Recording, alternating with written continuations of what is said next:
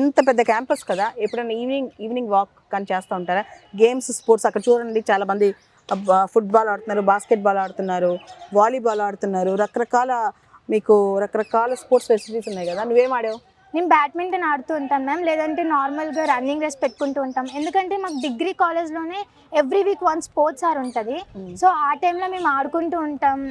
Badminton court available కూడా ఉంటుంది ఇక్కడ మాకు. సో మాకు ఎప్పుడైనా స్టడీస్ వల్ల స్ట్రెస్ అయితే మాత్రం ఈ క్యాంపస్ అనేది మాకు ఒక స్ట్రెస్ బస్టర్ లాగా హెల్ప్ అవుతుంది. ఓకే. సండే రోజు సాధారణంగా మనం వాక్ ద టాక్ పెట్టుకుంటూ ఉంటాం మార్నింగ్. జనరల్గా సండే అంటే స్టూడెంట్స్ లేట్గా లెగుస్తారు కదా, కానీ మన సిఎస్బిలో చదివే వాళ్ళు మార్నింగ్ 5:30కే లెగుస్తారు. దానికి రీజన్ ఏంటి చెప్పు? మేము ఫస్ట్ థింగ్ మ్యామ్, డిసిప్లిన్ అన్నది అలవాటు అవుతుంది. అండ్ పర్టికులర్లీ మీకోసం మ్యామ్, మీరు ఆ రోజు మా కోసం అంత దూరం నుంచి విజిట్ చేస్తూ ఉంటారు. కరెంట్ అఫైర్స్ సెక్షన్ జరుగుతుంది ఆ టైం పీరియడ్లో, అండ్ మీరు ఎక్స్ప్లెయిన్ చేస్తారు దాని గురించి. మీకోసం బేగా లెగడం, వచ్చి మీతో ఇంటరాక్ట్ అవ్వడం మాకు చాలా బాగా నచ్చుతుంది. ఓకే. కొన్నిసార్లు నేను అవుట్డోర్ సెషన్స్ కూడా పెడతాను కదా, అంటే కేవలం రోడ్ మీద మన క్యాంపస్లో వాక్ మాత్రమే కాకుండా బయట కూర్చొని క్లాసులు చెప్తా కదా.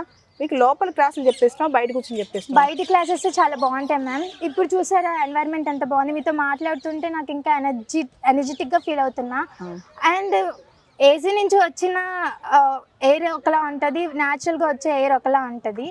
సో మీరు అవుట్డోర్ సెక్షన్స్ పెట్టినప్పుడు ఇంకా చాలా ఎనర్జెటిక్గా ఉంటుంది, చెప్పేది వినాలనిపిస్తూ ఉంటుంది. ఓకే.